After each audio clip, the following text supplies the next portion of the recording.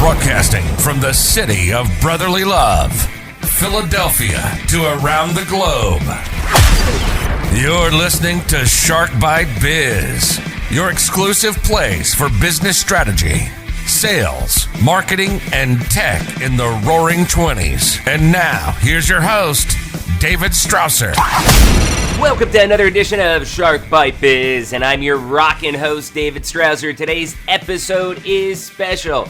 Yes, another special episode for Shark Bite Biz, as we have a super amazing guest today. I'd like to think all episodes are incredible, but this one, truthfully, it's over the top. Truth is that small business owners are creative people. They started a brand and a business from the ground up with only having a dream. During this global pandemic, many businesses and people are suffering, especially if you're in one of those creative businesses and industries like a band and music. You just can't do an event and make your money like you used to. That's where I like to combine my passion of rock music with my passion of small business love and hit two birds with one stone. Today's show is going to discuss what one man, Vander Ark, and you may know him as the lead singer of the rock band, the Verve Pipe, is doing to stay productive and pay the bills during this global crisis. Vander Ark is a lead singer and principal songwriter for the multi-platinum rock band, the Verve Pipe, recognized worldwide for their hits Photograph, Colorful, Never Let You Down, and the #1 smash single, The Freshmen. Along with success on radio, TV, and film, sold out concert dates, videos, MTV, and VH1, as well as features in Rolling Stone and more. Brian and the band has also made numerous television appearances, including The Tonight Show and Late Night with David Letterman. Whether solo or with the Verve Pipe, Brian tours throughout North America, including appearances at Lollapalooza, the Austin City Limits Festival, Lincoln Center, Summer Stage in Central Park, and many more. So without further delay, let's bring Brian on in here. Creative and innovation tips. Hey, Vander Ark, lead singer of the Verve Pipe, and dare I say, business professional. Welcome to Shark Bite Biz. Thanks for having me, David. Oh, no problem. You know, I'm always starstruck when I get to see one of my favorite artists from when I was growing up, being, I think, a senior when the Freshmen came out. So let's start this off with a real softball question for you, okay? For our viewers who maybe only know you as the lead singer of the guy who sings The Freshmen, how about you give us a little bit of background and some of your experience about you? Yeah, of course. Well, I'm from Michigan. I grew up in Western Michigan. I got my first gig in the Holiday Inn bars when I was 16 years old. And then I joined the Army to gain some experience as a songwriter. And when I got out of the Army, I got my job back at the Hold on. Sorry. You joined the Army to gain experience as a songwriter? As a songwriter. You see, you'll understand this when I explain this. I had never traveled anywhere up to that point. I'd never been on a plane up until that point, right? So I'm stuck in Western Michigan. The shackles of the city that, is just spinning its wheels, with very conservative. And I thought, well, if I'm going to, be a singer-songwriter, I'm going to have to get some experience and also a little bit of college money, that kind of thing. So I joined the Army. I didn't have to join for 4 years. I should have went in for 2, but I thought, well, if I'm going to go in, I'm going to go in. And I got out. For 4 years? I went for 4 years, yeah. Wow. Yeah, so I went over to Europe. I mean, I worked on the border of Czechoslovakia and East Germany back in 1984 when Reagan was in charge and it was still communist over there. And, I in my speaking gigs, I tell some stories about that as well, about that, trying to make a connection with the other side in my own little way as a 19-year-old soldier. And the way I did that was I snuck up to the border one night and put my cigarettes up on the border stone and went back and waited. I went back and I checked out and I went back up to the border stone and the cigarettes were still there. And I did that for probably 6 weeks. And finally I went up there to get my cigarettes back. And I'm like, oh, my cigarettes are still there. And I picked them up and they were Czechoslovakian cigarettes. I was able to make that connection. That's pretty awesome. So these are stories. I mean, that's a story, I can write about and that kind of thing. So a long story short, you asked about the history. When I went back to the Holiday Inn gig, I formed a band and called the Verve Pipe, and we sold a couple of independent records on a roll and sold maybe 50,000-60,000 of them, and that's got the attention of RCA Records, and they signed us to a deal. Yeah, no, that's great. And when you're talking about that deal with RCA Records, I think a lot of people will think, okay, the music industry, yeah, that's an industry, that's business. But Sure. I don't think a lot of people, I mean, they don't really think about the business side of bands, of the image, your brand, stuff like that. How do you really view that as a business, Brian Vander Ark, the Verve Pipe? I'm much better now. Like, I wish I had signed the deal now, because I know a lot more about business and about the business of music, and I would do much better, and I would work closer hand in hand with a label for the common goal of selling a lot of records. There was a lot of resistance for selling out when it was the early 90s. Oh yeah, I remember that. Yeah, so we resisted it. We fought with RCA quite a bit about things when we shouldn't have, and that kind of thing. But understanding now that 95% of the bands that record labels signed back then, 95% of those were failures. They make all of their money on the 5% that are successful. So they make so much money on that 5% that it sustains their business. That's their business model, which is crazy to me. So you really had to get the attention of your record label to be able to do anything and get a priority. And we were fortunate. My manager said, look, Atlantic wants you and RCA wants you. RCA doesn't have anybody right now but ZZ Top and a new young kid named Dave Matthews, who nobody knew. And he said, you might want to go with them because you're going to get a lot of priority. And, he was right. God bless him. So we went with that. Yeah, it worked out good. It did really work out good. But I tell you what, RCA with Dave Matthews, ZZ Top, the Verve Pipe, that's a pretty good lineup right there. It was pretty good. I mean, actually, when the mid-90s came around and Dave was really taking off. Oh, yeah. We did pretty well in 97. And then they signed the Foo Fighters after us. Yeah. And then the Foo Fighters got all the attention. And I'm a huge Foo Fighters fan, but this is business. They took it away from you. Yeah, they took the priority away. Yeah.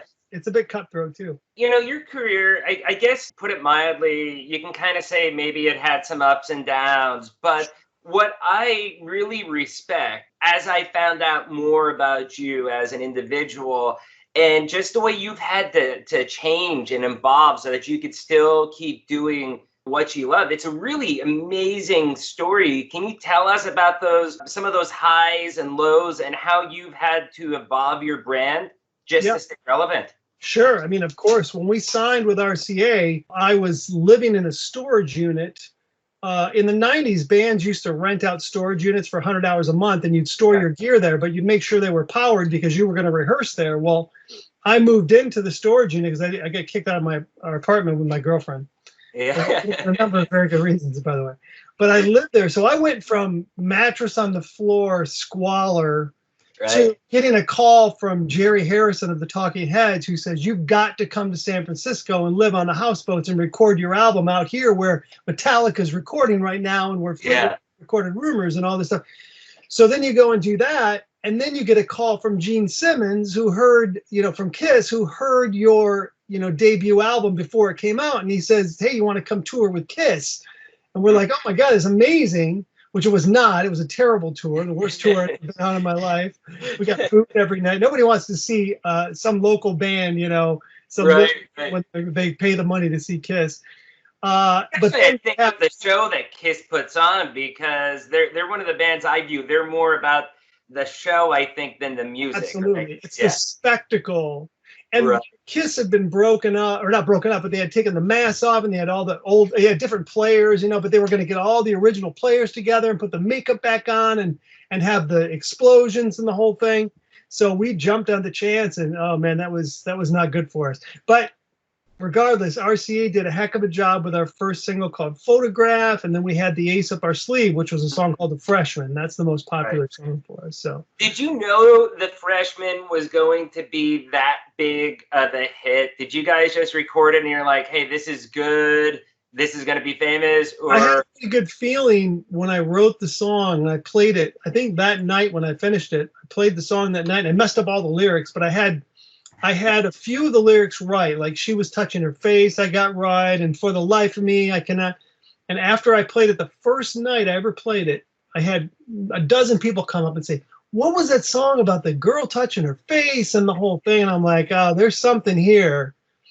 And so we recorded a demo version of it, and that was on our first Verve Pipe album. And then when we signed with RCA, we stripped that version off to go do a modern rock version of it, which is what we did. So, and that's the song that's the version everybody knows that became a big hit. So yeah. I mean, what with that song? I want to get more into the business side, but I have to ask you about the song. Obviously, what really inspired that song, the lyrics, the story behind it? I've read a few things online. I don't know if it's true or not. I figured I'd ask the source himself. those stories changed over the years. You know, the original story is basically, it was a short story I'd written. I had gone out with a girl for a while, and then my buddy went out with her when we broke up, and then they broke up, and I went out with her again. Well, she gets pregnant, and then she has an abortion, and that's where the truth ends. Okay. Right? Neither one of us know who the father is, and the truth ends. I mean, the truth ends there. And then for poetic license, I have her commit suicide, which is it's a very neophyte songwriter thing to do. I'm going to make this really dramatic, and she's going to kill herself. You know, it's one of the things I regret about the lyric is that it didn't have to go that dark. Yeah, you got abortion, and then you got suicide. I don't know. It's dark, but it's still it's dark in a beautiful way. It's very, very artistic, and glad it comes across that way. Yeah. So with the global pandemic right now, you're in the creative field with your brand, your music. How hard is this pandemic for people like you? I mean, I can't even express. I mean, it's really hard to I can't undersell how hard it is. Or oversell, I guess, how hard it is. Listen, here's the reality. Last weekend was the first time I played live shows in 4 months, right? Where'd you play out of it? But I had to fly to Seattle, and then and then fly to Spokane and do a show out there. And then I had to fly to Chicago to do a show. Now these are private shows, so there's no kind of barrier between you as an artist and the fan. So as careful as I am, this plane was super safe. The airport's safe. Everybody's wearing masks. You get to a party and people aren't wearing masks and they're not social distancing. And there's alcohol involved. And when alcohol's involved, not on my side, but when alcohol is involved in a crowd, things get really loose. Yeah. You got liquids flying.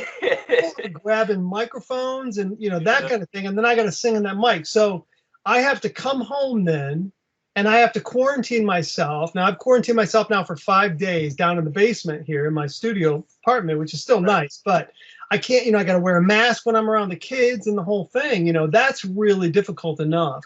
Not to mention, merchandise sales, of course, we're not playing live shows, so you're not selling merchandise. Streaming, you get paid 0.00005 cents per stream. I had 4 million streams of The Freshmen in a quarter, and I got a check for $200 for that. I mean, so it's really, there's hardly a way to make money. You have to find a way, and I have been able to find a way again how to make money and survive. But I can't tell you how bad it really is. Tough. And if it's tough for me, it's a lot tougher for a lot of other Brian. Definitely. I mean, I saw one of the things that you're doing the other day. I see that you're extremely active on Twitter, and I saw how you have Patreon that you're using with subscriptions. Is this because of the current pandemic? Absolutely. My wife and I sat down with this when all of the tours got canceled. We lost we lost most of our income, right? I was like, what are we going to do? Well, we can get into our IRA now, we're not going to be penalized. We can pay it back in a couple of years or whatever the laws were. I thought, well, we're not going to qualify for unemployment because at that point, nobody knew what to do when you're a, independent contractor. So I said, well, I'm going to look into this Patreon thing. And then that's what I did, patreon.com/Brian Vander Ark. And what you do is people sign up and they can sign up for as little as $3 a month. I go from $3 tier to $10 tier to $25 tier to $50 tier. And then they get things for that. And I go on there 2 or 3 times a week and post like rare recordings. Or today I just posted a lyric process for this song I wrote for Rockstar called Colorful. And I shows the initial of the idea, where there's just the one line. And then the next day I'm working on another song and I get another germ of an idea. So I put all those up. And it just gives people insight on what's going on for me as an artist, and it's very supportive. So me having about 150 subscribers right now, I mean, that pays the mortgage and then some. I mean, it's terrific. Yeah, it's very helpful. So, first off, I want to mention, people may think, oh, $50 a month, that's high. But I was looking, I mean, there's some really cool value that you even give with that, which is, I believe, the VIP access stuff for the concerts and stuff. So it's not like you're just saying, hey, Brian, you can watch some exclusive videos. No, I mean, you're giving, essentially access to meet with you then at shows too. That's right. You have to give 100% access to make it work. In my opinion, this is how I could make it work. I'm not, if I was Bono when I was doing that, it would be a little different. But for me, it'd probably be $1,050 a month. That's right. That's right, at least. So. For me to put myself out there and say, you can have total access to me. I respond to everybody's comments. That's a Patreon, everybody's emails. And they, I sing happy birthdays and call them on their birthday, that kind of set of messages. I do guitar lessons. I do all of this stuff and they get a priority, always get the priority over Instagram or Twitter messages or even email. I go to the patrons first because they're the ones that are really keeping me afloat right now. Right. So how long have you had that for? Because you mentioned you have about 150 paid subscribers on that. How long did that take to build up? Was it slow? Did it just kind of all come at once? I think immediately it was probably 30 or 40. And then, over the course of the last, I think I've been on for almost 3 months now. Wow. It's grown. I think I might be at 120, 129, something like that. So not quite 150, but, for instance. It's okay to overestimate on the show. We're in sales. Oh yeah, sorry. I'm a terrible salesman. But the fact is like somebody will write me and say, "Hey, will you listen to some of my demos?" And like normally you go, "Well, my time is valuable, right?" Yes, it is. If I listen to everybody's demos, and I wouldn't have enough time to write my own demos. But I offer that in one of the tiers is that I'll lend you my ear. I produce Verve Pipe records. You can send me up to 6 songs a year. And I'll listen to them and I'll give my input and I'll help you rework a lyric to make it work. So all of the things I've been asked to do over the years, I found a way to make it work. So instead of charging somebody for me to listen to their demo, I could charge them $100, or I get them to sign up for $25 a month. And I've got it's the same thing with all Adobe subscription services. Right, everything's about the SaaS recurring revenue. Let it slide, and eventually you're going to make more money than you originally would. It's a patience game. Right. No, and that's really smart because, I mean, you are essentially doing independent consulting. Exactly. People were asking you to do that for free, or maybe they pay you to do it before. And now Patreon has allowed you to come out with essentially a SaaS model, a subscription model that you can do that for and make it real standardized too, so that what you have to do. You've got to fit within the box. So now, obviously, you have a name. You've had a #1 hit. You have something, to run off of with a Patreon. What about the smaller artists out there, the smaller creative people like you? How do you think they can kind of adjust with the current pandemic to try to bring in some revenue? It's a great question. It's difficult right now to bring revenue in from any source as a musician. What I tell musicians now is I say, the universe is forcing you to be creative. You have to take this time and create content. You should be creating content every single day, whether it be videos, whether it be, songs, whether it be whatever it is you do. This is how you need to spend your days. Start your own Patreon page and go to your friends and family first, because you're going to have some family members or some friends who are still making a great living, and they're going to help you. And it's not like you asking, can I borrow 10 grand? You're saying, hey, support my effort here to be an artist. You know what I mean? Other than that, there's not a whole lot you can do to actually make money. There are video streaming services where you can get paid as well. But if you're an unknown artist, you're going to get 10, 20 people on there. You can have a virtual tip jar and that kind of thing.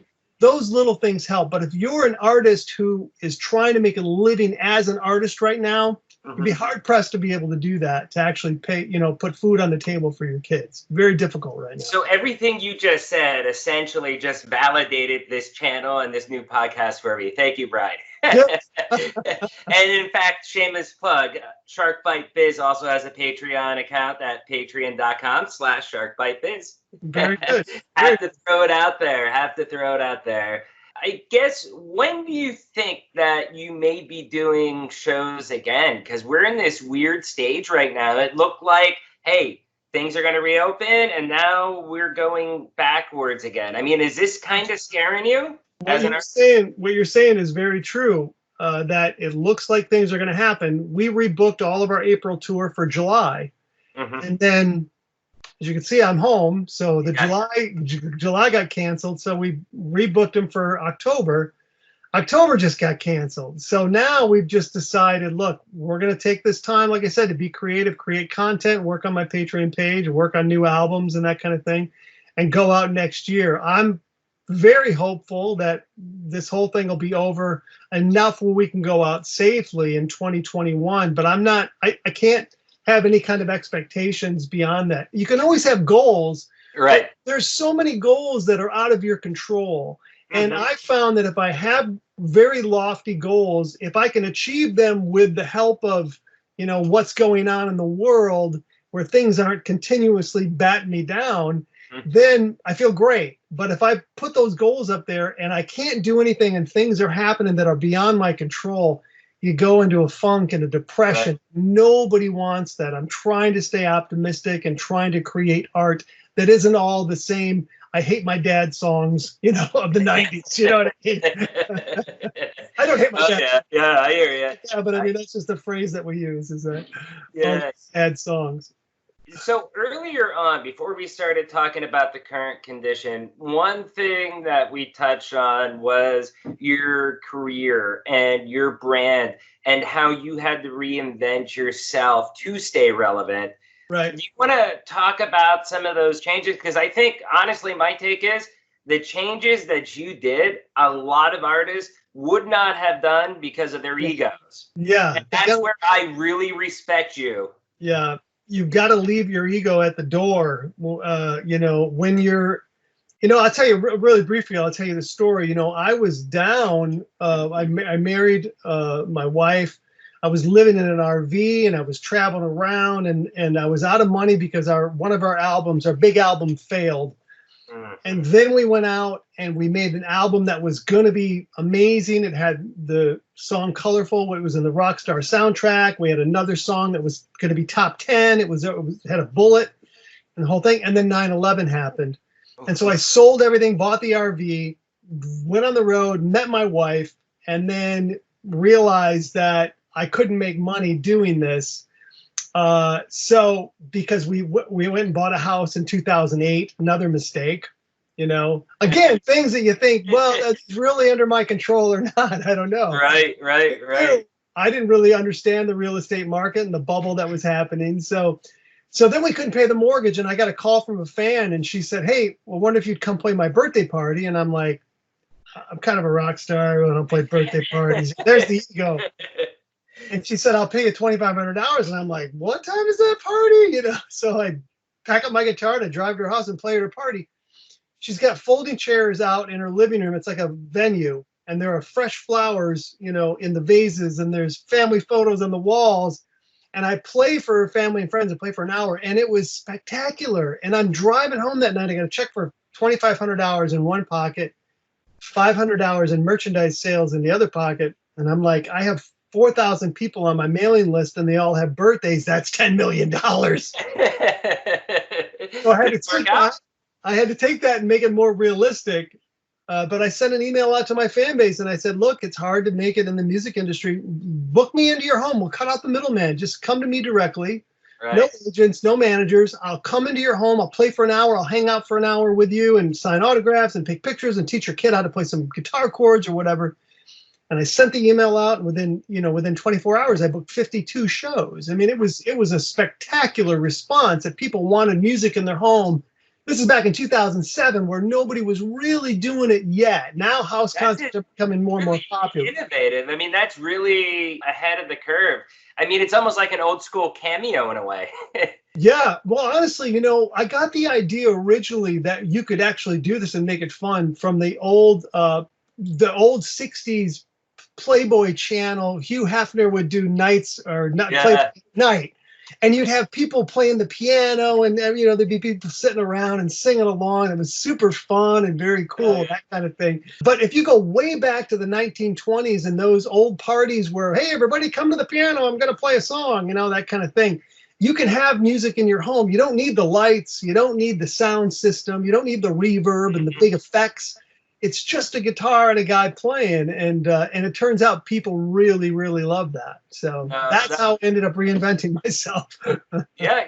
But another way that you reinvented yourself, and correct me if I'm wrong, but you also started doing like children albums as well too, right? That's right. Yeah. Well, when streaming took over and we weren't making as much merchandise, I realized as a parent that every time I go to any kind of kids, I've got young kids, so anytime I go to any kind of performance, if I buy one T-shirt for one of my kids, I'm buying T-shirts for all of my kids. Right. So, wow, there's something. Let's do a kids album, and we did, and we quadrupled our sales. Our merchandise sales, right. And we even quadrupled our CD sales because kids want to leave with something.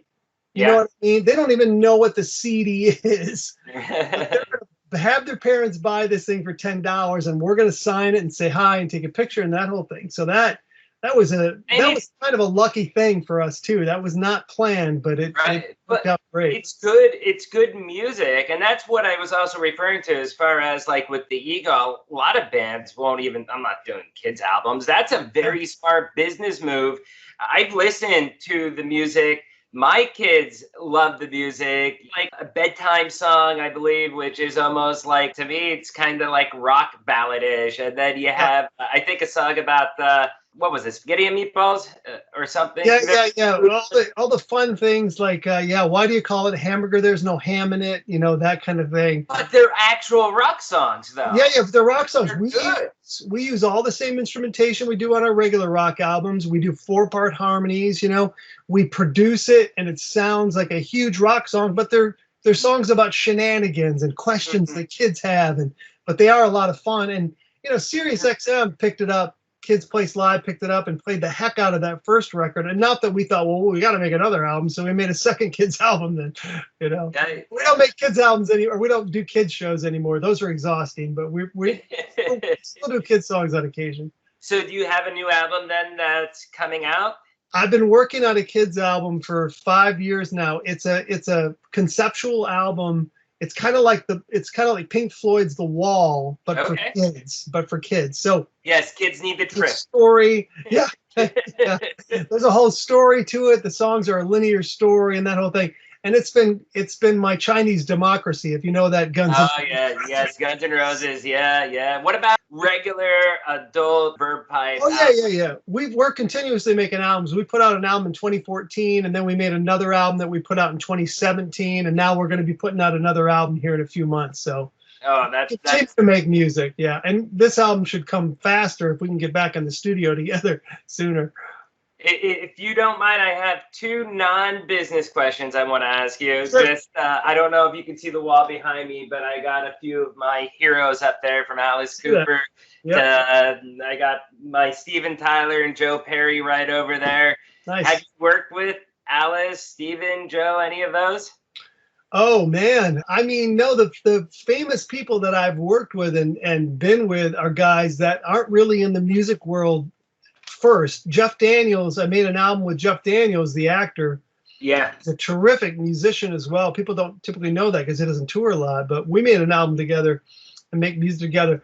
My connection with Alice Cooper is Detroit. My whole life has been in Michigan. Bob Seger and Ted Nugent, all those guys. Oh, yeah. All those guys for years. And then the newer guys, that come up that are from Michigan as well. So I try to keep with the scene as much, but I've never gone to the Grammy. We weren't nominated for a Grammy, so I haven't been in those situations where I meet those other artists. We were always on the road. We really, until the pandemic happened, we're on the road constantly. So we're playing all the time. We never get to go see other bands or meet other musicians. Right.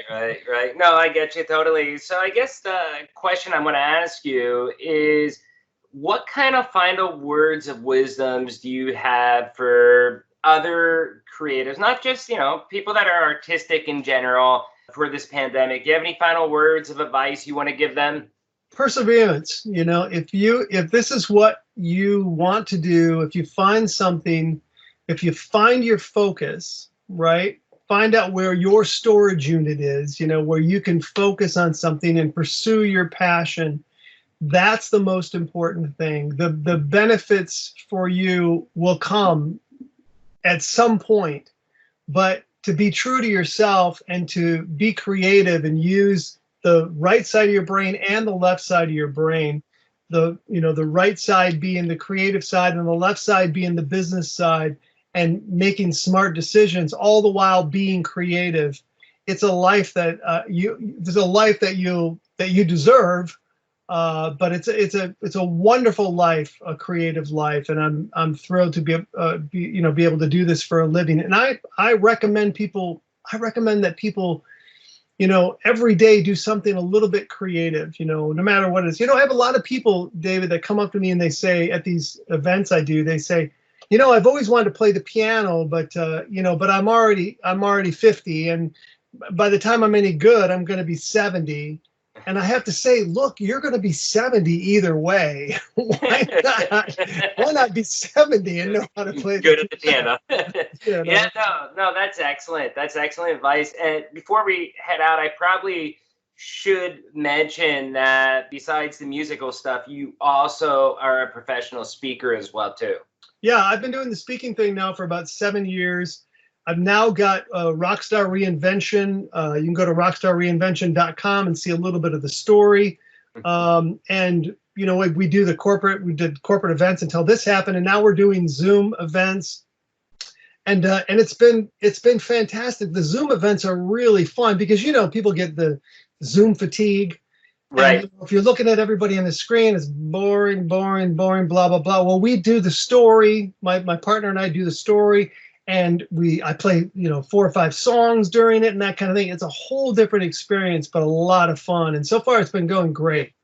Full disclosure to all our listeners out there, I've had executive luncheon events out there in Los Angeles. The last one I did before relocating to Philadelphia, I actually had Brian as the keynote speaker. We had 125-ish executives, business executives in Los Angeles there. The speech was phenomenal because you work in your music into the speech, right. And then we had a little performance afterwards. People love it. It's very, very, very highly rated. So, Brian, people, how can they get in touch with you? I have an email address here. I'll spell it out because we have our audio listeners on iTunes, Spotify, Google Podcasts. It's info@artistinmind.com. Think like Brian was just saying, artist in mind. And then what are the other places that they can find you at? You can also find me at rockstarreinvention.com, where you can see a little bit of the presentation as well. And you can go to, of course, brianvanderark.com or the vervepipe.com. And or you can go to my Patreon page, which I recommend, patreon.com/brianvanderark. And then you cut out all the middlemen and you can communicate with me directly. Yes, your agent will love that, I think. Oh, he's going to hate this. He's going to hate this. We won't tell him. And also, you can go find him on Twitter as well, too. I follow him on Twitter. He's got a lot of great content that he's always pushing, a lot of diverse topics. Love it. So, hey, Brian, thank you so much for coming on here. I hope in a couple months we can hopefully get you back again once the economy starts ramping back up and get your view on how it is for creatives like you. Well, I appreciate you and the fact that you brought me in to speak to your great group. And I'd love to be back on the road. So when we get back on the road as a band as well, David, please come out and say hey, and we'll take care of you. We'll give you the VIP treatment. Oh yeah. Thank you so much. Can't wait till you guys get here to Philly. Sounds good, man. Yeah, thanks. Take care. Take care, buddy. Wow, I'm speechless. Such a deep discussion with Brian. You know, I really should probably apologize to people, but as such a huge fan of his work, I had to take the opportunity to ask him about some things like the origin of the Freshmen and who else he performed with. But I hope that gave you some insight into where the creativity comes from and also how he pays the bills and operates during this global crisis. Unlike U2, the Rolling Stones, or my personal favorite band, Aerosmith, bands that haven't made it as high as them are suffering just as much as regular small business are during these times. A band and its music is really a full-time position. And if you really think about it, Brian is a small business owner. He is struggling, just like you, me, to pay the bills, keep the lights on. But as you heard, he found some super creative ways to innovate and make the best out of a bad situation and really gives his fans some great perks in return for their support. Ultimately, Brian has made the pivots for his business that were necessary in order to allow him to survive. His creativity, drive, and passion is what allows him, in the face of this global crisis and pandemic, to continue on doing what he loves instead of being forced into another career out of necessity. What pivots have you done in the face of the global pandemic? Leave a comment down below on YouTube. Also, I have to mention, as now this episode kicks off the second month of Shark Bite Biz, we only have about 20% of our viewers that are actually subscribed to the video. Yes, this is a new channel, I get that, but please, if you like the content that I'm producing, the experts that I'm bringing you, do me a favor. Smash that like button, subscribe, whether you're watching on YouTube or listening on Spotify, iTunes, Google Podcasts, Deezer, iHeartRadio, Pandora, or even both, iTunes or TuneIn. Yeah, I don't know why. I think that's funny. Every time I list those two, it's like they have the same exact name, just reversed order, and they do very similar things. But it doesn't matter. Wherever you're at, if you like this information that we have coming from experts and business owners and what they're doing to change, to pivot their business, to be successful during these tough times, please, I'm asking you personally, hit that subscribe button, leave a comment. Let's try to help everybody we can as I take you all on this journey with me. So I guess we'll see you Thursday with our next episode of Shark Bite Biz. As always, it will be a good one with another expert out there. And I guess I'll see you then. Take care.